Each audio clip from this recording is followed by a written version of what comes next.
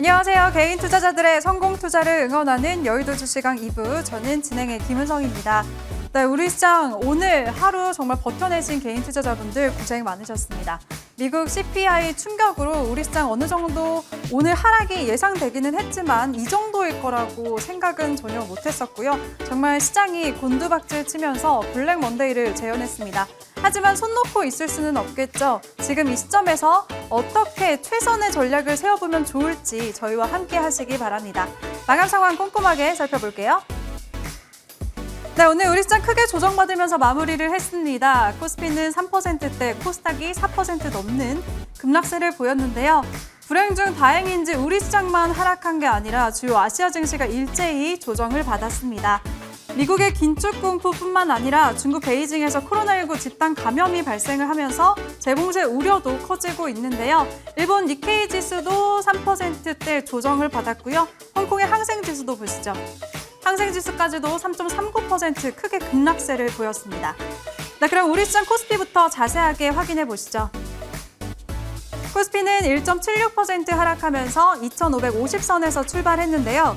그게 장중의 고점이었습니다. 시간이 갈수록 낙폭을 확대했고요. 결국 장중 최저점에서 마감했습니다. 오늘 코스피 시장에서 상승 종목은 45개에 불과했고요. 하락한 종목이 881개에 달했습니다. 코스피 오늘까지 5거래일 연속 파란불을 켜면서 오늘 3.52% 빠지면서 2,504선에서 마무리 지었습니다.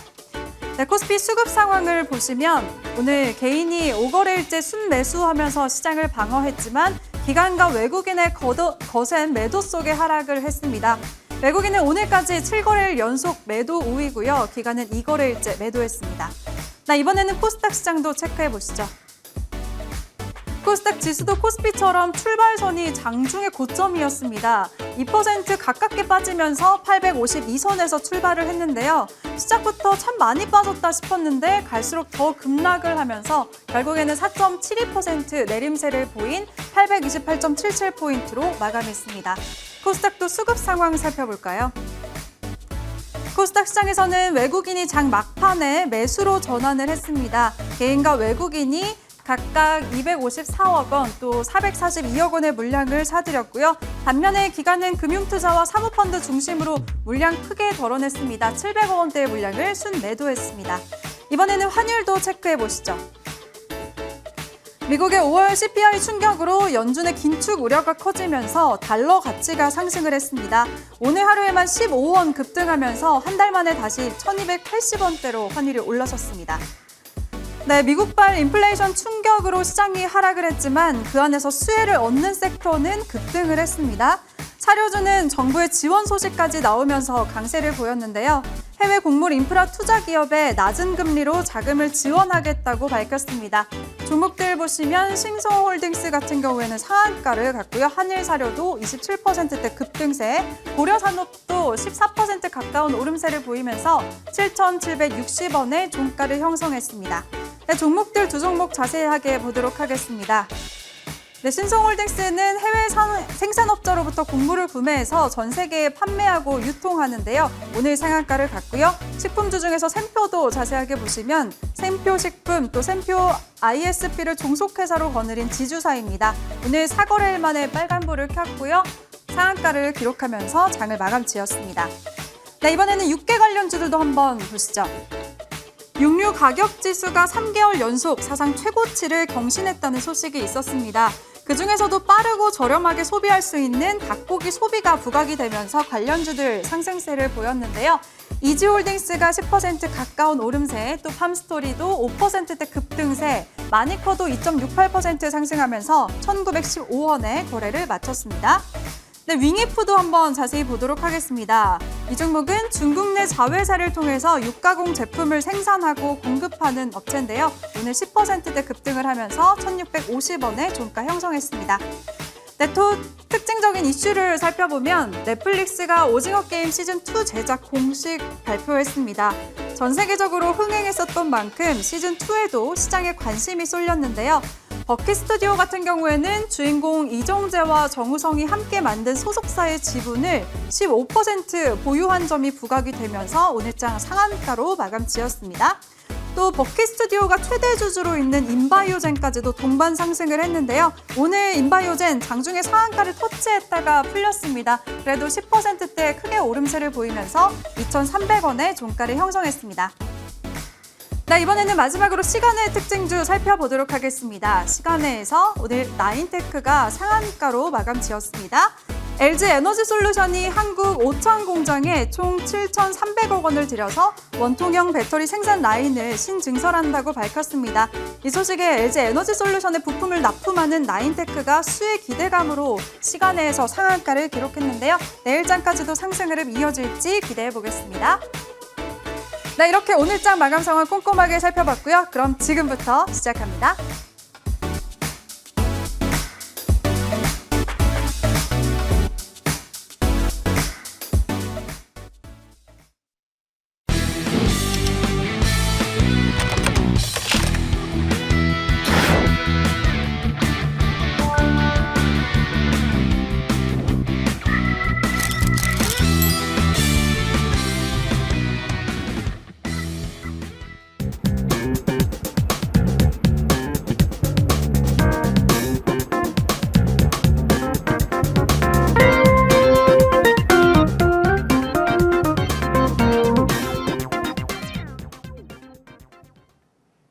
네, 월요일은 이 세 분과 함께 하도록 하겠습니다. 좋은 정보 아이린 최명석 위원님 나오셨습니다. 안녕하세요. 네, 반갑습니다. 네, 인플레이션이 정점을 찍었나 했더니 아직 한창 진행 중이라는 걸 알게 됐죠. 그것도 41년 만에 최악의 물가를 겪고 있는 미국의 충격을 받으면서 오늘 우리 양시장 모두 연저점을 찍었습니다. 코스피는 이제 2,500선을 겨우 지켰고 코스닥은 830선이 무너진 지금 이 시점에서 어떻게 대응 전략 세우면 좋을지 오늘 긴급 점검 받아볼 텐데요. 주제부터 확인하시죠.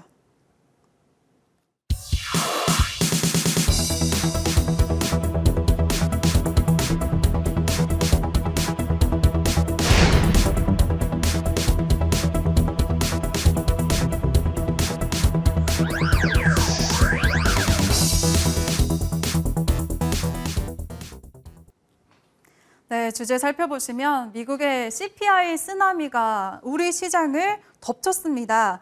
이게 바닥이면 좋을 텐데 정말 오늘 연저점을 경신한 만큼 오늘의 바닥이 정말 밑바닥이었으면 좋겠는데 확실하지가 않죠. 앞으로 더 빠질까, 어디가 바닥일까가 정말 궁금한 것 같은데요. 오늘 이것과 관련해서 자세하게 얘기 나눠보도록 하겠습니다. 일단 이번 주에 FOMC 회의가 있는데요. 연준은 이제 빅스텝을 단행할 것이라는 예상이 우세했는데 이번에 CPI 발표를 듣고 나서는 자이언트 스텝 밟는 거 아니야? 이런 공포까지 커지고 있습니다. 자세한 시장 전망에 대해서 먼저 얘기를 나눠보도록 할 텐데요.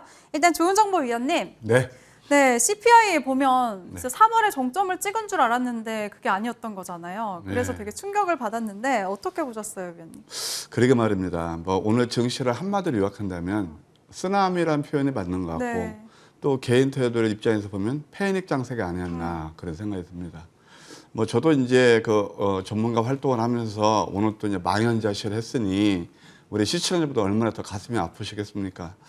자, 어쨌든 이렇게 증시가 크게 소용돌이를 치는 이유는 뭐 잘 아시겠지만 무엇보다도 인플레이션 그 우려인 것 같습니다. 이제 앵커님도 말씀하셨다시피 3월달 8.5%가 그게 정점이다라는 생각이 들었는데 오늘 또 발표를 보면 8.6%거든요. 근데 사실 보게 되면 0.1%밖에 차이는 안 나요. 그러니까 뭐냐면은 이게 3월 달에 좀 정점일 가능성이 있다라고 봤는데 또 5월 달에 8.2%가 정점이 아닌가 보다라는 이제 그런 인식이 시장에 깔려 있는 거죠.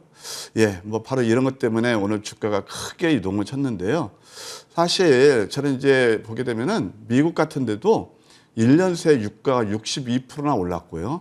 그다음에 또 곡물가도 그 상승이 지속되고 있거든요. 이것이 이제 결국은 다 이렇게 모든 물가 압력을 가져오는 거죠. OECD 38개국도 4월 한 달만 9.2% 물가 상승을 가져왔다고 그래요. 지난 시간에 제가 말씀드렸다시피 보통 물가 그 상승률이 10%가 되면은 스태그플레이션으로 이렇게 보통 인식을 하게 돼요. 예, 그런 이제 염려 때문에 오늘 주가가 이제 요동을 쳤다라는 말씀을 드릴 수 있겠습니다. 이제 문제는 저는 이렇게 보거든요. 일단 그 인플레 우려 때문에 주가가 한번 크게 출렁했고 이제 남은 변수는 뭐냐면 우리가 오늘 이슈로 보고 있는 바로 이제 FOMC가 앞으로 어떤 스탠스를 취할 것이냐 이제 그렇게 볼 수가 있는데 0.75% 이제 빅스텝으로 가면 0.75% 정도 되겠죠. 그럴 가능성이 좀 많이 제기되고 있어요. 그러면 어떻게 되는 거죠? 이미 주가는 어느 정도 불확실성을 그러니까 악재를 반영했다라고 보거든요. 따라서 아까 제가 모두에 말씀드린 대로 많이 좀 힘드시겠지만 지금은 오히려 좌절하는 것보다는 앞으로 기회를 노리는 그런 전략이 필요하지 않나. 그에 따라 구체적인 이유는 이따 다음 또 코너에서 말씀드릴게요.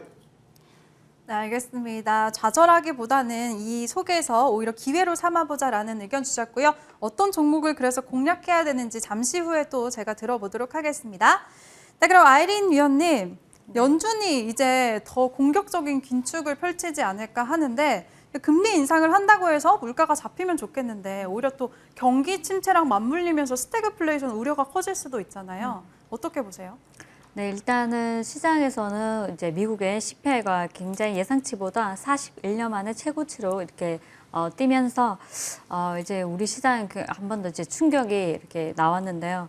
OECD에서도 한국의 이번 경제 성장률을 3%대에서 2.7%대로 하향 조정을 했고요.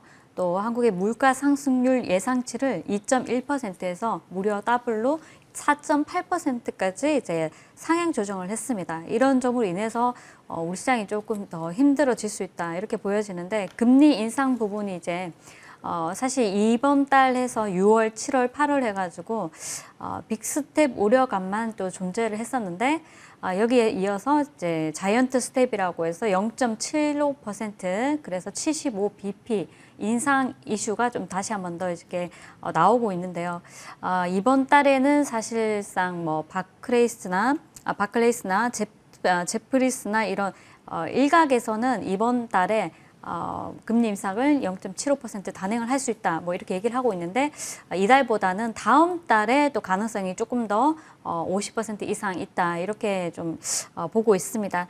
이번 달에 이제 금리 인상이 뭐 빅스텝 그리고 다음 달에 또 빅스텝 수차례 빅스텝으로 가다 보면은 이번 연도에 3% 정도 금리 인상이 3%대까지 올라가는 거 아닌가 이렇게 보고 있는데 지금 원달러 환율도 마찬가지로 급등을 하면서 1280원대까지 다시 무려 또 급등을 나왔고요. 그렇다면은 우리 시장 굉장히 힘들어질 수 있는 부분에 오늘은 장 막판까지 쭉 밀어내면서 전 저점을 코스피, 코스닥 모두 깨버렸습니다. 그래서 지금은 어느 시점에서 반등을 하는지 또 어느 시점에서 지지가 나오는지 조금 이번 주 내내 지켜봐야 되는 구간이 아닌가 싶고요. 너무 제가 지난주도 그렇고 지지난주도 지속적으로 너무 긍정적으로 보지 마시라고 했습니다. 그래서 또 너무 부정적으로 생각하시면 안 될 게 어느 정도 많이 빠진다면 분명히 반발 매수세가 유입될 수 있고 지금 이제 실적주 그리고 우리가 정책주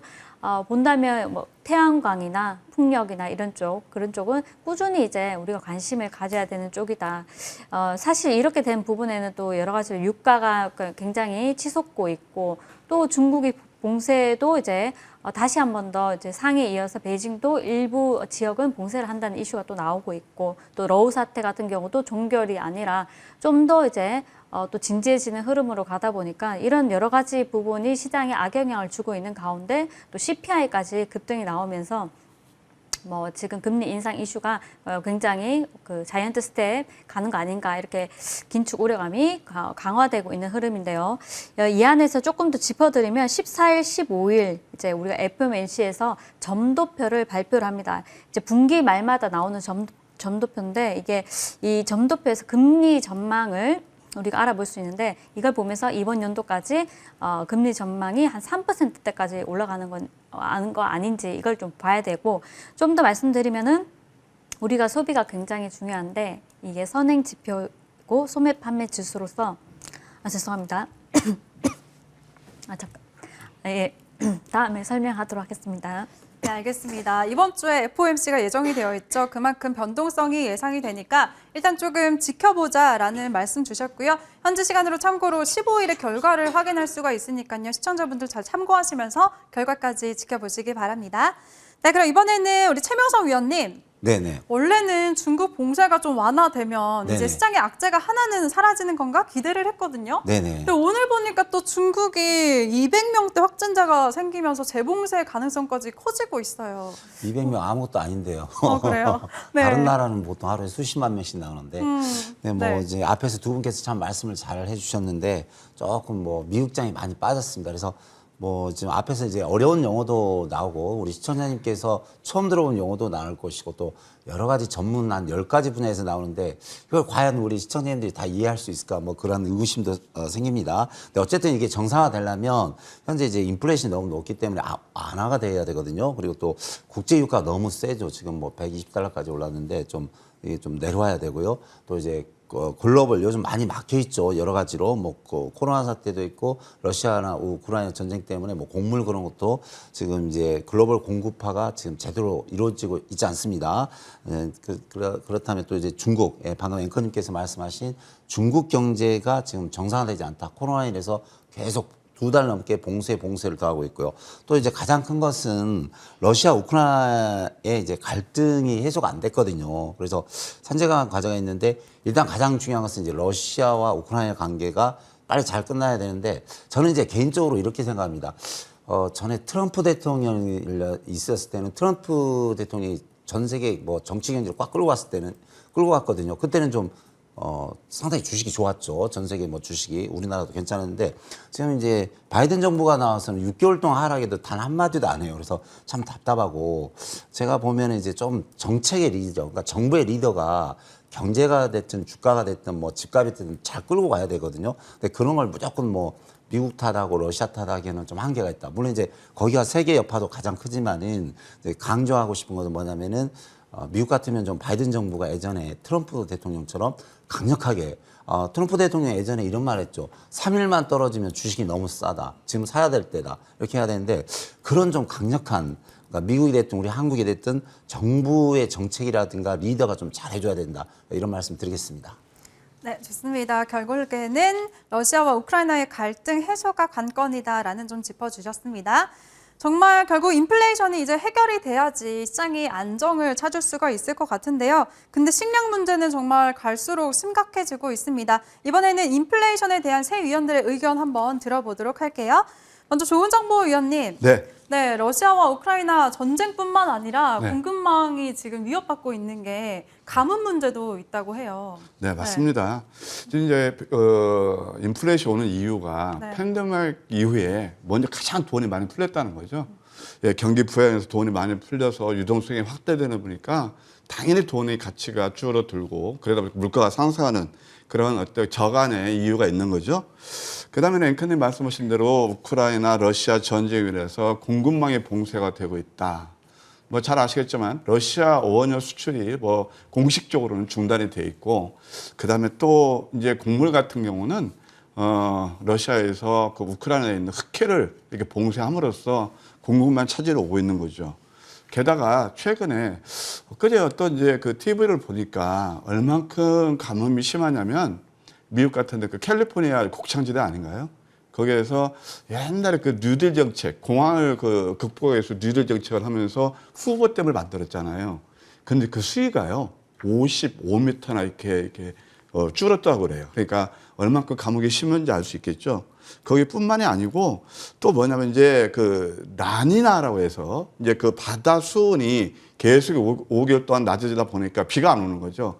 그런 현상 때문에 미국 같은 데는 뭐 가뭄이 굉장히 심하고 그다음에 또 아르헨티나에도 한 10% 정도 그 생산량이 감소가 된다 그런 얘기가 나오네요. 사실 뭐 잘 아시겠지만 우크라이나는 예, 미리 한 5위, 전 세계에서 5위 정도 차지해서 마켓 시가 한 8% 정도 되고요. 옥수수는 3위 한 13% 정도 되는데 그렇게 이제 막히다 보니까 당연히 푸드플레이션 그런 얘기가 나온 거죠. 푸드플레이션은 뭐냐면 푸드 플러스 인플레이션의 그런 합성을 하고 이제 말씀을 드릴 수 있겠는데 자꾸 이러다 보니까 이제 계속 뭔가 방법이 없나? 라는 얘기가 나오겠죠. 그래서 결국은 이제 육로로 그 타겟층을 노리고 있으나 제가 보기에는 그 임시 방편으로서 근본적인 해결이 안 된다. 그리고 또 실질적으로 육로를 서는 데는 또 여러 가지 어려움이 존재한다고 그래요. 예를 들어서 폴란드에서 이제 철도를 통해서 우크라이나 이제 그리고 이제 곡물을 날른다 봤을 때 우크라이나에서 폴란드를 통해서 철도 궤도가 이렇게 틀리다고 그래요. 그러니까 그걸 다시 한번 또 내려가지고 다시 또 이렇게 계속 뭐 유라시아 철도처럼 가는 게 아니고 다시 이렇게 내려서 해야 되고, 그 다음에 또 루마니아 같은 경우는 철도에서 또 배로 옮기 실어야 되는 그런 또 어려운 문제가 있다고 그래요. 근데 좀 이제 긍정적인 뉴스도 오늘 오후에 나온 게 있는데요. 터키 대통령이 어떤 얘기를 했냐면 곡물 수출 문제에 대해서 러시아, 그러니까 푸틴하고 우크라이나 젤렌스키하고 정상 그 회담이 논의가 예정돼 있다. 이게 가장 근원적인 문제거든요. 근데 저는 어떤 경험으로 보게 되면요. 이제 저는 이제 주식을 좀 오래 하다 보니까 경험으로 보게 되면 야, 이것도 이제 해결될 가능성이 있다라고 봐져요. 왜냐하면 첫째는 이런 곡물이라든가 유가 차트를 보게 되면 너무 고공행진하고 있거든요. 뭐 유가 150달러, 170달러까지 얘기 나오거든요. 그래서 저는 이렇게 한번 반면교사를 삼았으면 좋겠어요. 물론 그렇게 갈 수도 있겠죠. 우리가 이제 삼성전자를 96,000원에 가니까 얼마 간다고 그랬죠? 10만 전자, 12만 전자 간다고 그랬죠. 근데 그런 불식을 이렇게 좀 불식시켰죠. 그런 기대를. 그러니까 지금도 물론 그 두고 봐야 되겠지만 사실 이런 곡물 차트라 곡물 관련주라든가 유가 관련 그런 정도 때 너무 올랐다. 그러면 오른다 하더라도 그 상승폭이 제한적일 거예요. 그래서 하여튼 이것은 뭐 우리가 예측하기에는 좀 어렵지만 앞으로 좀 잘 러시아하고 그다음에 우크라이나 해결이 돼서 좀 이제 정말 이거 인플레이션 문제 그런 것 좀 어느 정도 좀 가라앉았으면 하는 그런 바람이네요. 네, 알겠습니다. 조은정보위원님이 결국에는 식품 가격 인상은 당분간은 불가피할 것 같다라는 점 짚어주셨습니다. 보니까 지금 미국에서 지금 이렇게 41년 만에 고물가를 확인했는데도 불구하고 미국의 식품 기업들이 추가로 가격을 인상하겠다고 예고하고 나섰습니다. 근데 이거는 미국만의 문제가 아니죠. 아이린 위원님, 네. 혹시 여름 과일 뭐 좋아하세요? 뭐 수박은 그쵸? 다들 좋아하시는 거 네, 아닌가요? 저도 수박을 너무 좋아하는데 오늘 기사를 봤더니 수박 가격이 올해 무려 32%나 오른다고 해요. 네. 정말 좋아하는 수박을 이제는 또 비싸서 부담스러워서 많이 못 먹을 수도 있을 것 같은데 정말 인플레이션 언제쯤 좀 잡을 수가 있을까요? 자, 인플레이션 정점이라는 얘기가 3월 달부터 계속 지속적으로 얘기가 나온 부분이고, 그래서 주식시장이 지금 이전에 저점에서 반등이 나온다, 3천까지 간다 이런 얘기가 있었는데, 사실 우리가 3분기, 4분기에 뭐 반등을 한다, 그리고 3천까지 간다. 그게 무슨 의미가 있습니까? 사실 지금 내 계좌가 마이너스 20%에서 30%, 40%까지 마이너스 된 시점에서 현금이 없는데 무슨 그게 의미가 있어요. 그래서 저는 지금 여러분들께서 현금을 조금 쥐시는 게 좋다고 보여집니다. 어느 정도 코스피도 그렇고 코스닥도 전 저점을 이탈한 상황에서 이번 주 중요한 것들이 너무나 많습니다. 그래서 이번 주에는 FOMC 분기 말 그 점도표 이제 발표도 있고, 그리고 이제 16일에 영국, 그리고 17일 일본 금리 인상을 얼마나 단행할지 모르고, 지난주 같은 경우도 이제 호주에서 빅스텝 단행을 했는 만큼, 그리고 또 지수가 또 한 차례 출렁거리기도 했습니다. 그래서 우리가 지금 옐런 재무장관도 인플레가 상당히 오랜 시간 지속될 수 있다고 얘기를 했는 점도 있고요. 그리고 이제 15일 날 우리가 소매 판매 지표가 미국에서 5월 소매 판매 지표 발표가 되는데, 여기서 중요한 것이 우리 소비가 진짜 중요합니다. 그래서 소비 추이를 봐야 되는데, 이 소비의 선행 지표가 소매 판매 지수입니다. 근데 소매 판매 지수가 떨어지게 되면 소비도 줄게 되는 거고, 결국 그렇게 되면 경기 둔화 우려감, 경기 침체 우려감이 나오게 되는데, 일부 시각에서는 이제 내년부터 경기 침체가 뭐 이루어진다, 본격적으로 나올 수 있다 이렇게 얘기를 하고 있습니다. 그 전에 한 분기 정도는 경기 둔화 현상이 이어지는데, 그 구간이 잘하면 3분기가 될 수 있다는 겁니다. 그래서 저는 지수 같은 경우는 제가 뭐 그렇게 뭐 나쁘게 얘기하고 싶지는 않지만은, 시장의 잔존에 있는 이제 불안감이나 또 우리가 지수가 전저점 이탈한 상황에서 조금 더 보수적으로 좀 대응을 하면 좋겠다. 그리고 무작정 종목들을 다 들고 현금이 없으신 네, 그걸 다 들고 가신다면은 분명히 애로사항이 생길 수 있기 때문에 일부 종목들은 과감하게 매도를 하시고 그리고 이제 다시 우리가 편입할 만한 종목들로 가져가시거나 아니면 가지고 있는 보유 종목을 최저점에서 지수가 반등을 모색을 할 때 그럴 때 저점에서 조금 더 담아서 평단을 낮추고 기다리신다면 충분히 큰 손실은 작은 익절로 빠져나오실 수도 있고 또 현금 지시고 다른 종목을 공략을 하시고 이런 식으로 종목은 포트에 두세 종목만 가지고 계시는 게 아주 유리하다 이렇게 말씀을 드리고 싶습니다. 그래서 이번 주 미국 FOMC 점도표뿐만 아니라 각국의 글로벌 금리 인상 얼마나 단행을 하는지도 우리가 좀 지켜봐야 되는 부분이고 또 15일 소매 판매 지수도 나오는데 이 부분이 만약에 소매 판매 지수가 좀 낮게 나오거나 또 이렇게 돼서 미 국채 금리가 2년물이랑 10년물이랑 단기랑 장기랑 역전 현상이 일어나게 되면 그러면 또 한 차례 더 우리 시장이 밀릴 수 있다는 점도 좀 참고를 하시면서 이번 주는 보수적으로 좀 대응을 하자 말씀드리고 싶고 이런 부분이 인플레나 정점이 언제쯤 끝날 것인가 이것을 우리가 이제 극적으로 이제 맞추려고 하기보다는 러우 사태가 어느 정도 종결되는 조짐이 보여진다면은 유가도 좀 잡힐 수 있고 또 여러 가지로 이게 처음 발단이 유가이기 때문에 유가 부분에 인해서 물가 상승 그리고 이런 부분을 어떻게든지 금리 인상으로 잡아보려고 하지만은 그게 크게 잘 되지 못할 수 있다는 이런 우려감도 있기 때문에 이 부분 참고하시면서 이번 주 한 주 보수적으로 대응하시면 좋겠다 말씀드리고 싶습니다. 네, 알겠습니다. 우리 아이린 위원이 오늘 정말 힘드셨을 개인 투자자분들을 위해서 대응 전략 자세하게 세워주셨습니다. 지수가 오늘 양지수 모두 연고점을 찍은 만큼 이제 현금 확보를 하면서 좀 보수적으로 대응하자라는 의견 주셨으니까요. 참고하시길 바라겠습니다.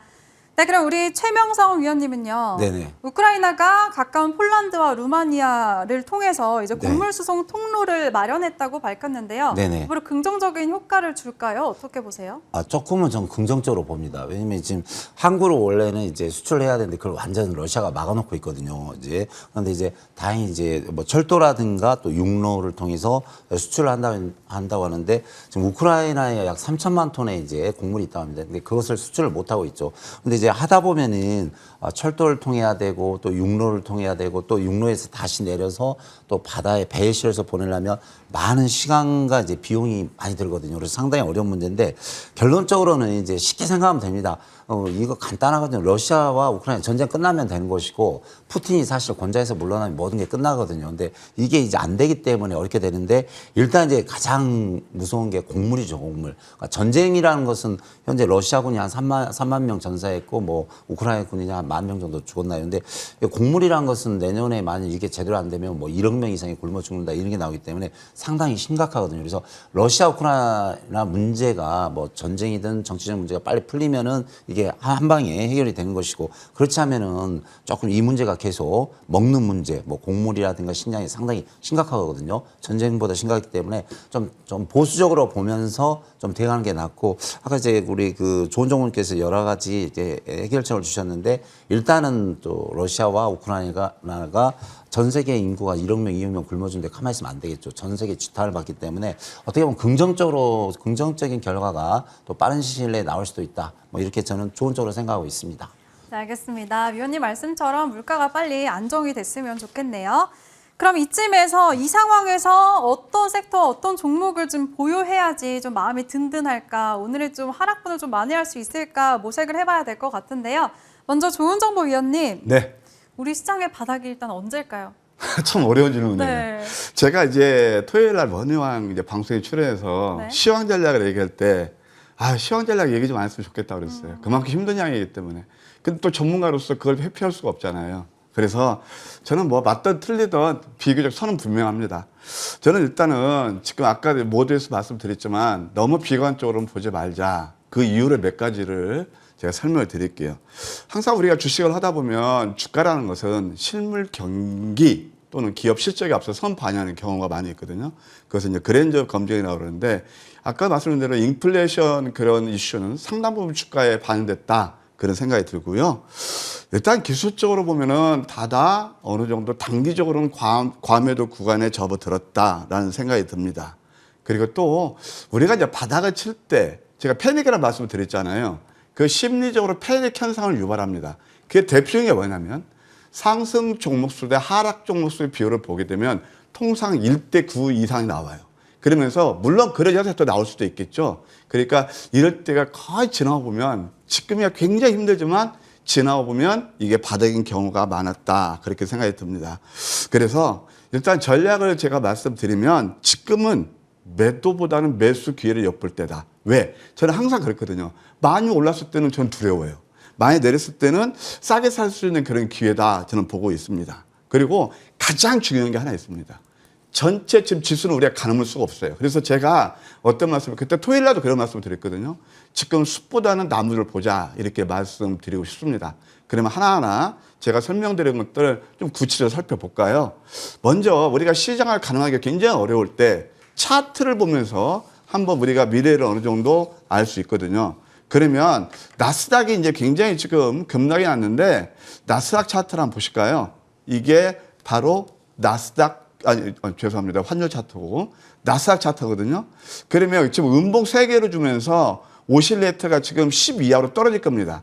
그리고 이제 개파락이 있거든요. 이거 꼭 메워요. 그러면 지금 현재 나스닥 선물이 상당히 안 좋거든요.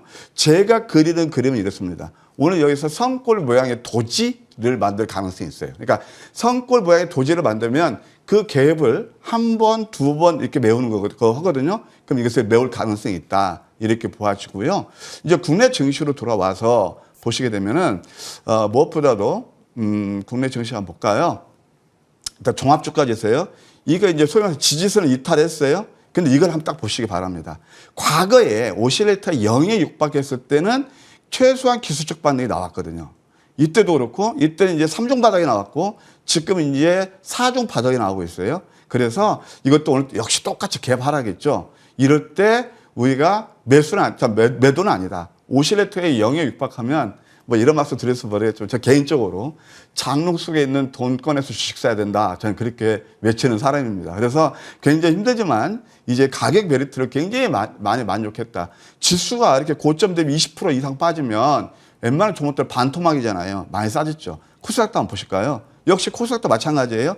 전저점에 살짝 이탈했지만 나스닥이랑 거의 유사한 그런 패턴을 보이고 있어요. 특히 오늘 코스닥에서 하나 주목할 게 뭐냐면 외국인들이 많이는 아니지만 400억 넘게 매수를 했다는 거예요. 그리고 기관들도 좀 매도가 700억 나왔는데 금융 투자는 거의 프로그램성이거든요. 이런 것들을 감안했을 때 저는 이렇게 좀 매도할 필요가 없다라는 생각이 듭니다. 그리고 이제 구체적으로 우리 개인 투자 입장에서 너무 지수를 보지 마시고 우리가 이제 뭘 좀 보는 게 뭐냐? 종목을 보자. 자, 지금 이제 오늘 또 보면은 어떤 것들이 올랐죠? 여러분 잘 아시죠? 예, 바로 사료 곡물 관련주예요.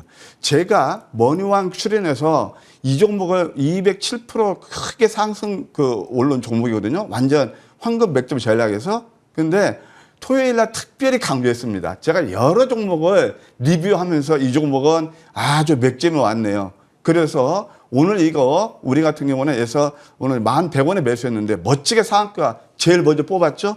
그 다음에 이게 바로 또 청담 글로벌 같은 경우는 이거 화장품 중국 그 화장품이라든가 건강기능식품 하는 건데 이것도 양선, 음선 다음에 포착해서 이 어려운 장에서도 예 금요일 날 상한가 뽑고 그 다음에 또 오늘 또 급등이 나서 이 거래일 동안 이것도 최저점에 매수된 거거든요. 그래서 65% 정도나 좋은 이렇게 상승 흐름을 보였다. 그래서 이런 종목들은 또 얼마든지 있거든요. 그래서 지금은 숲보다는 나무에 집중하자 이렇게 말씀드릴게요.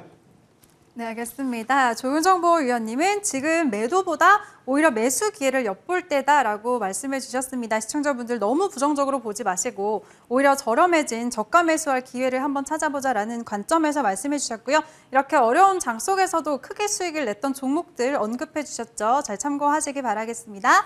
네, 그럼 아이린 위원님. 네, 조금 전에 수박 말씀드렸다시피 올여름에 수박을 정말 많이 먹고 싶은데 어떤 종목으로 수박을 사 먹어볼까요? 네. 네. 여기서 이제 여러분들한테 깔끔하게 이제 정리를 좀 해드리면 제가 알톤 스포츠를 드렸는데요. 알톤 스포츠가 이제 굉장히 좋은 흐름이었는데 잠깐 밀렸습니다. 그런데 이제 시장이 밀리다 보니까 종목들이 뭐 마이너스 5%에서 10%까지도 밀릴 수 있겠죠. 추가적인 하락이 있다면. 그렇다면 이제 저점 부근에서 조금 모아가시면서 평단을 좀 낮춰주신다면 충분히 또 한번 시세를 주지 않을까 싶고요. 비중을 뭐 그렇게 많이 안 하시는 게 맞습니다. 지금 시장에서는. 그리고 당장 파동이 나오기보다 조금 기다려서 시장이 반등하게 되면 한 차례 이제 급등이 또 나올 수 있으니까 오히려 저점에서 가져가신다면은 모아 가신다면 분명히 반등 시 익절은 할 수 있다 이렇게 보여지고요.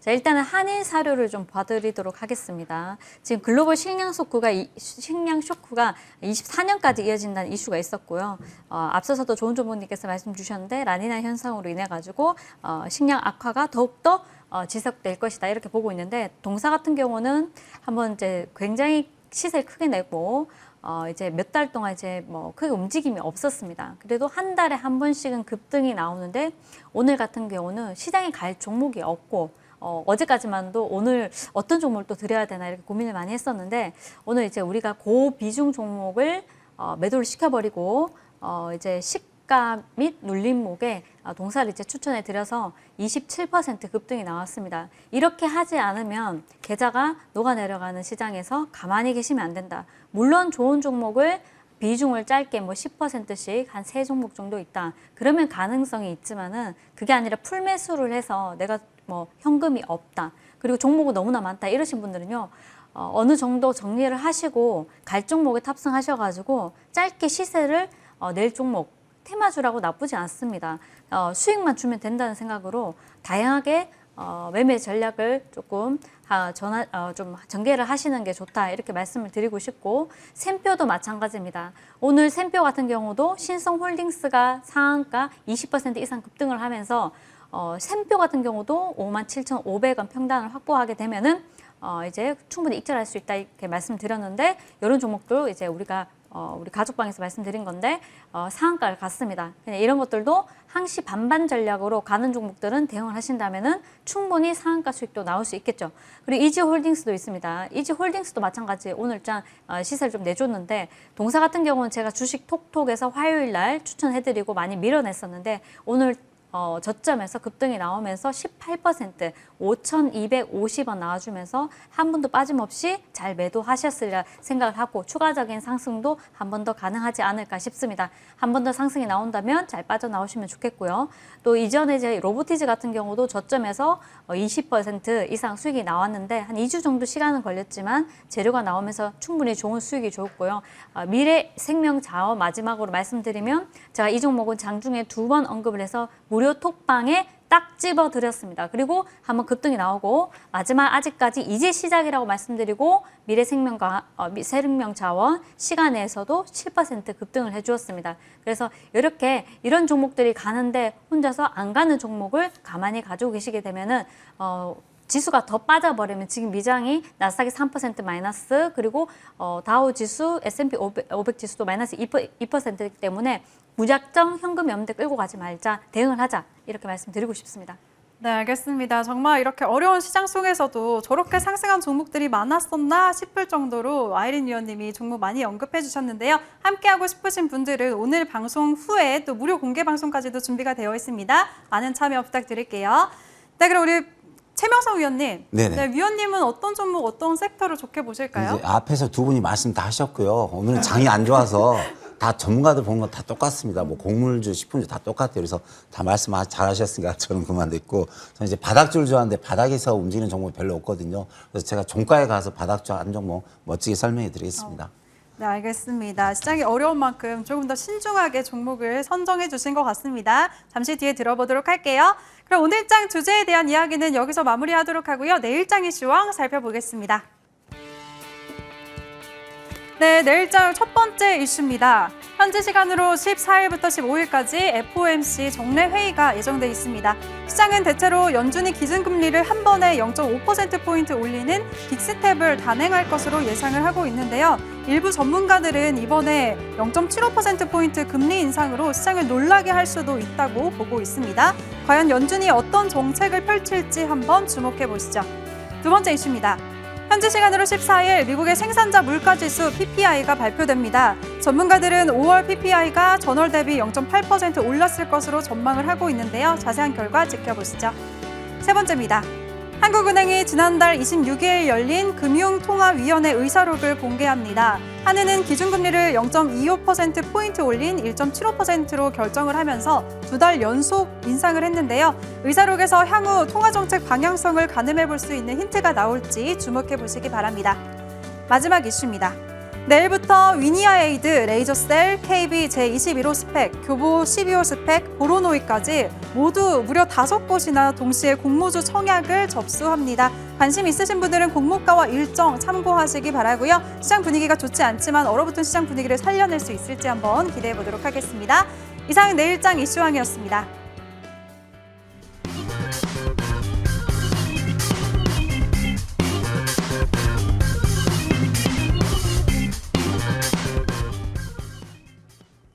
네, 이번에는 새 위원들의 보유 종목들 AS 받아보도록 할 텐데요. 첫 번째 종목은요.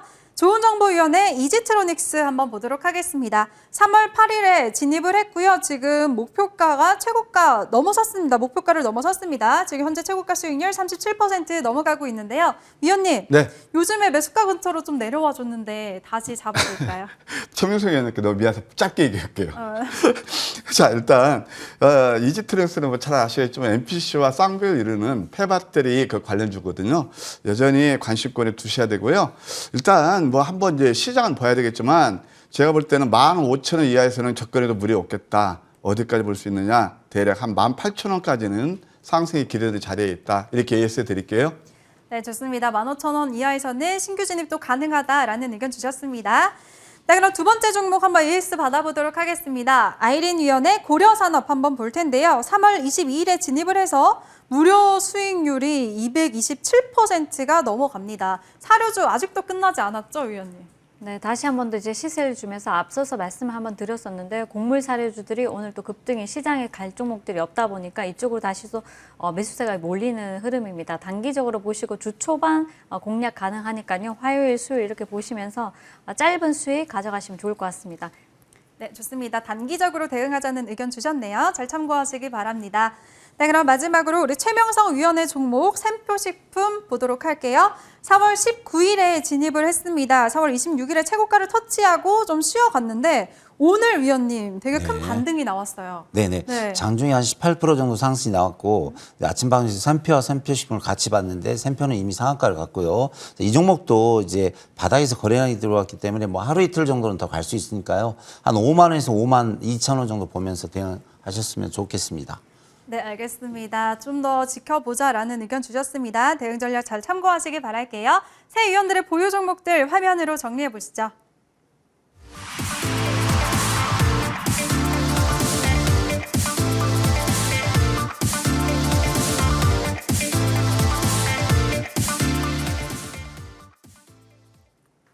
네, 이번 시간에는 새 위원들의 새로운 종목들 한번 알아보도록 할 텐데요. 먼저 좋은정보 위원님. 네. 네, 위원님만의 펀더멘털이 살아있는 종목 어떤 게 있을까요? 예, ST팜입니다. 예, 제약 업종, 오래간만에 제가 이제 제약주 하나 들고 나왔는데, 제약도 이제 볼 때, 우리가 이제 캐시카가 이제 좀 되는 그런 종목들을 봐야 되거든요. 앵커님 멘트 해주신 대로 역시 펀더멘털이 되는 종목이라 할 수 있겠습니다. 동사는 mRNA 해가지고 올리고 핵산을 기반으로 해서 원료 의약품 같은 걸 주로 만드는 그런 회사가 되겠습니다. 최근에 어떤 얘기가 있으냐면 고지혈증 치료제라고 있습니다. 렉비오, 노바티스 만드는 건데요. 그 원료 의약품 수주설, 공급 수주설도 있다 이렇게 말씀드릴 수 있겠습니다. 실적이 상당히 올해 좋을 것으로 기대가 됩니다. 영업이익이 151억에서 전년 동기 대비 171% 정도 예상이 되고 있다 이렇게 말씀드릴 수 있겠고요. 자, 차트를 한번 보실까요? 저는 항상 이제 바닥주를 좋아하는데 뭐 최명성 위원님이 뭐 제일 바닥주는 뭐 달인이시지만 저도 거의 못지 않죠. 어쨌든 이것도 지금 음선이 나오고 있고 오늘 장대 음선을 드렸습니다. 최근에 보게 되면은 이거 좀 길게도 볼 수 있는데요. 연기금이 계속 거의 빼놓지 않게 좀 매수가 들어오고 있거든요. 이것도 우리가 한번 체크해야 될 그런 포인트다. 가격 제작을 말씀드리면 시초가에서 한 9만 원 정도 매수 좋겠고요. 목표가 10만 5천 원, 손절가 7만 원 제시해 드릴게요. 네, 알겠습니다. 조은정보위원은 ST팜 최근에 연기금 매수세가 집중되고 있다는 점 포인트로 짚어주셨고요. 목표가 10만 5천 원 잡아주셨습니다. 잘 참고하시기 바랄게요. 네, 그럼 아이린 위원님은요. 림파고에 포착된 종목 어떤 게 있을까요? 네, 대양 전기공업을 말씀드리고 싶고요. 동사 같은 경우는 일단 흑해 항구 주변에 수천 개의 그 기뢰가 떠다니고 있다고 합니다. 그래서 이걸 제거하는 데만 해도 6개월 정도 시간이 걸리는데 최고 연말까지 곡물 수출이 이제 항로로는 재개가 좀 어려울 거다 이렇게 보고 있고요. 방위사업청의 모인 기뢰 제거기를 제거기 2를 공급을 하면서 일전에 부각이 되었었는데 동사 같은 경우 오늘 좀 힘든 장에서도 밀렸다가 다시 마이너스 5%에서 6% 가까이 올라오면서 좋은 흐름이었습니다. 자, 이 종목은 이제 보시면은 시초가, 시초가 보시면은 매수가는 시초가에서 좀 러프하게 14,500원까지도 좀 보셔도 좋고요. 그리고 목표가는 1차적으로 16,800원, 손절가는 13,500원 제시를 해드리도록 하겠습니다. 네, 알겠습니다. 대양전기공업 오늘 같은 장세 속에서도 5%대 급등 마무리했는데요. 앞으로 더 기대해 보도록 할게요. 목표가 16,800원 잡아주셨습니다. 참고하시기 바랍니다.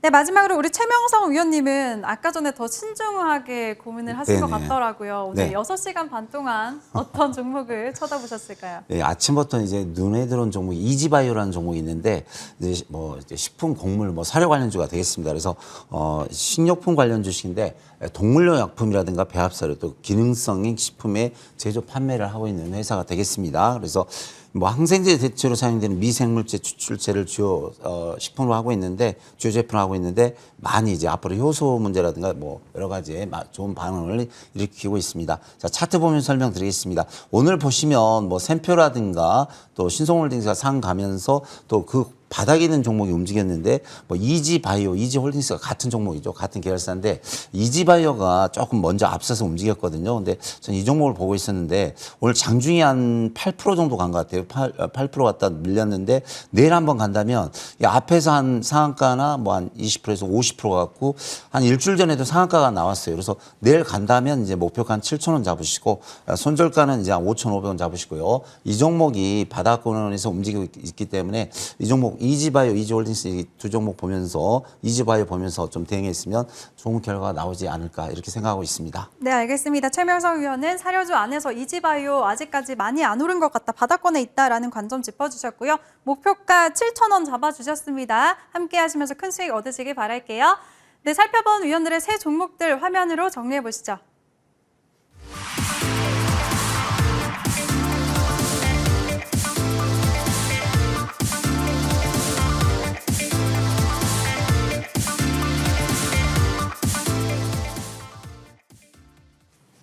네, 아이린 위원이 고려산업 227% 수익률에 빛나는 종목을 자랑하고 있으시죠? 오늘 그거에 버금가는 종목 소개해 주실 건가요, 위원님? 네.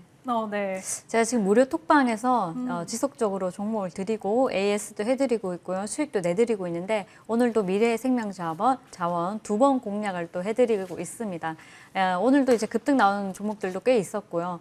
힘든 시장에서 너무 어려워하지 마시고 함께 이제 파헤쳐 나가면은 분명히 좋은 일 있다. 그래서 여러분들 긍정적으로 생각하시는 게 굉장히 중요합니다. 지금은 멘탈이 돈인 시장이기 때문에 멘탈을 잘 지키셔야지 잃지 않습니다. 그래서 오늘 무방에는 입장하셔서 제가 도움을 드리고 싶은 거니까요. 모두들 입장하셔가지고 도움 좀 받아보시면 좋겠고요. 고려산업 아까 전에 어떤 분이 말씀하셨는데 자, 고려산업 같은 종목을 혼자서 매매해서는 절대 돈을 못 벌겠죠. 네, 입장하셔가지고 도움 받아보시면 좋겠습니다. 네, 좋습니다. 우리 아이린 위원과 오늘 힘든 시장 꼭 함께 하시면서 헤쳐나가시길 바라겠습니다. 참여 방법은요. 포털 검색창에 여의도 주식왕이라고 검색을 하시고 첫 번째 링크 클릭하시면 홈페이지 들어오실 수가 있습니다. 아이린 위원 사진 아래에 있는 방송 입장 버튼만 클릭하시면 되는데요. 잠시 후 11시부터 시작을 하니까요. 많은 분들 꼭 참여하시기 바랍니다.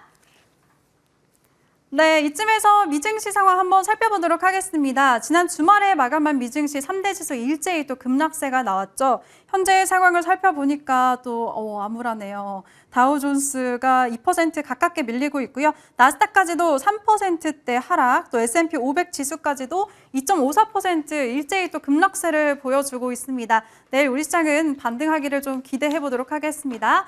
저희가 준비한 내용은 여기까지고요. 시청해주신 여러분 고맙습니다.